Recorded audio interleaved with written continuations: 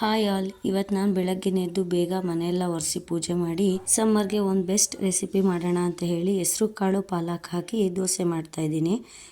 ಹೆಸರು ಕಾಳು ಬೇಸಿಗೆಗೆ ತುಂಬ ತಂಪು ಅಂತ ಹೇಳಿ ನಾನಿವತ್ತು ಹೆಸರು ಕಾಳನ್ನ ಯೂಸ್ ಮಾಡಿಕೊಂಡು ದೋಸೆ ಮಾಡ್ತಾಯಿದ್ದೀನಿ. ಇಲ್ಲಿ ನಾನು 1 ಗ್ಲಾಸ್ ಅಕ್ಕಿಗೆ 1 ಗ್ಲಾಸ್ ಹೆಸರು ಕಾಳು ಹಾಕ್ಕೊಂಡಿದ್ದೀನಿ. ನೀವು ಅದಕ್ಕಿಂತ ಸ್ವಲ್ಪ ಜಾಸ್ತಿ ಬೇಕಾದರೆ ಹಾಕ್ಕೋಬೋದು, ಪರವಾಗಿಲ್ಲ.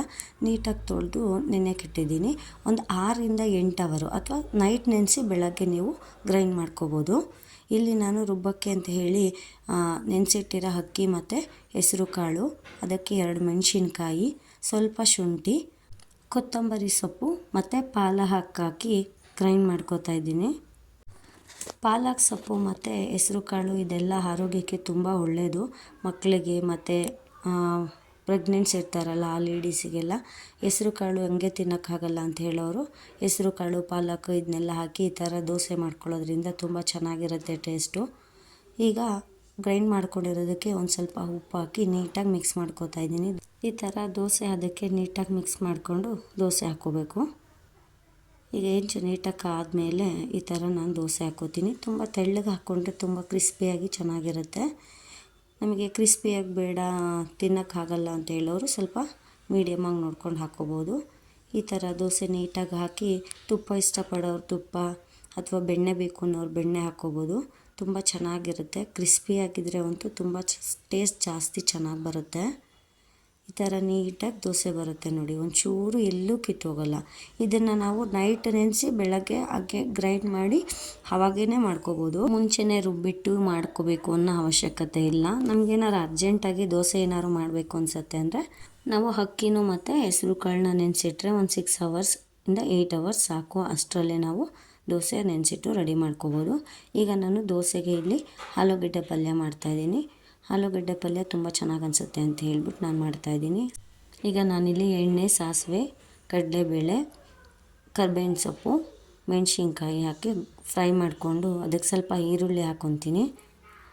ಅದೊಂದು ಸ್ವಲ್ಪ ಗೋಲ್ಡನ್ ಬ್ರೌನ್ ಬರೋವರೆಗೂ ಫ್ರೈ ಮಾಡ್ಕೊತೀನಿ. ಸ್ವಲ್ಪ ಟೇಸ್ಟಿಗೆ ಉಪ್ಪು ಹಾಕ್ಕೊಂಡು ಬೇಯಿಸಿರೋ ಆಲೂಗಡ್ಡೆ ಹಾಕ್ಕೊಂಡು ಮಿಕ್ಸ್ ಮಾಡ್ಕೊತೀನಿ. ದೋಸೆಗೆ ಆಲೂಗಡ್ಡೆ ಪಲ್ಯ ಚಟ್ನಿ ಅಂದ್ರೇ ಫೇಮಸ್ಸು. ಹಾಗಾಗಿ ಯಾವುದೇ ಥರ ದೋಸೆಗೆ ಆಲೂಗಡ್ಡೆ ಪಲ್ಯ ಅಂತೂ ತುಂಬ ಸೂಪರಾಗಿರೋ ಕಾಂಬಿನೇಷನ್ನು. ಈ ಥರ ನಾನು ಬೇಯಿಸಿದ ಆಲೂಗಡ್ಡೆನ ಮಿಕ್ಸ್ ಮಾಡಿಕೊಂಡು ಕೊತ್ತಂಬರಿ ಸೊಪ್ಪು ಗಾರ್ನಿಷ್ ಮಾಡ್ಕೊತೀನಿ. ಈ ಕಡೆಯಲ್ಲಿ ಆಲೂಗಡ್ಡೆ ಪಲ್ಯ ರೆಡಿ ಆಯಿತು. ಈಗ ನಾನು ಮೊದಲೇ ಹೇಳಿದಾಗೆ ದೋಸೆ ಮಾಡಿದ್ಮೇಲೆ ಆಲೂಗಡ್ಡೆ ಪಲ್ಯ ಚಟ್ನಿ ಇರಲೇಬೇಕಲ್ವ, ಹಾಗಾಗಿ ನಾನಿಲ್ಲಿ ಚಟ್ನಿ ಮಾಡ್ಕೊತಾ ಇದ್ದೀನಿ. ಇಲ್ಲಿ ಚಟ್ನಿಗೆ ತೆಂಗಿನಕಾಯಿ, 2 ಮೆಣಸಿನ್ಕಾಯಿ, ಸ್ವಲ್ಪ ಕರಿಬೇವಿನ ಸೊಪ್ಪು, ಕೊತ್ತಂಬರಿ ಸೊಪ್ಪು ಹಾಕ್ಕೊತಾ ಇದ್ದೀನಿ.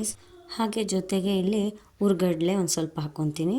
ಅದ್ರ ಜೊತೆಗೆ ಹುಣಸೆಹಣ್ಣು ಮತ್ತು ಉಪ್ಪು, ನೀರು ಹಾಕಿ ಗ್ರೈಂಡ್ ಮಾಡ್ಕೊತೀನಿ.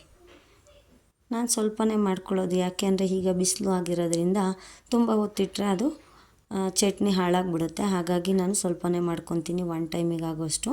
ಈ ಥರ ಗ್ರೈಂಡ್ ಮಾಡ್ಕೊಂಡ್ಮೇಲೆ ಅದಕ್ಕೊಂದು ಒಗ್ಗರಣೆ ಕೊಟ್ಟರೆ ತುಂಬ ಚೆನ್ನಾಗಿರುತ್ತೆ. ಹಾಗಾಗಿ ನಾನಿಲ್ಲಿ ಸಾಸಿವೆ, ಎಣ್ಣೆ, ಕರ್ಬೇವಿನ ಸೊಪ್ಪು ಹಾಕಿ ಒಗ್ಗರಣೆ ಮಾಡಿ ಅದಕ್ಕೆ ಮೇಲೆ ಸ್ವಲ್ಪ ಕೊತ್ತಂಬರಿ ಸೊಪ್ಪು ಹಾಕಿ ಗಾರ್ನಿಷ್ ಮಾಡಿದ್ದೀನಿ. ನೋಡಿ, ಇಲ್ಲಿ ಹೆಸರು ಕಾಳು ಪಾಲಕ್ ದೋಸೆ ಮತ್ತು ಆಲೂಗಡ್ಡೆ ಪಲ್ಯ ಚಟ್ನಿ ತುಂಬ ಚೆನ್ನಾಗಿರುತ್ತೆ. ತಿಂದು ಟೇಸ್ಟ್ ಮಾಡಿ ನೋಡಿ ಹೇಗೆ ಬಂತು ಅಂತ ನನಗೆ ಕಮೆಂಟ್ ಮಾಡಿ. ನನ್ನ ಹಸ್ಬೆಂಡು ಮತ್ತು ನನ್ನ ಮಗ ತುಂಬ ಇಷ್ಟಪಟ್ಟು ತಿಂದರು. ದೋಸೆ ತುಂಬ ಚೆನ್ನಾಗಿದೆ ಅಂತ ಹೇಳಿ. ಯಾರೆಲ್ಲ ನನ್ನ ಚಾನಲ್ನ ಫಸ್ಟ್ ಟೈಮ್ ನೋಡ್ತಾ ಇದ್ದೀರಾ ಅವರು ದಯವಿಟ್ಟು ನನ್ನ ಚಾನಲ್ನ ಸಬ್ಸ್ಕ್ರೈಬ್ ಮಾಡಿ, ಲೈಕ್ ಮಾಡಿ, ಶೇರ್ ಮಾಡಿ, ಕಮೆಂಟ್ ಮಾಡಿ. Thank you.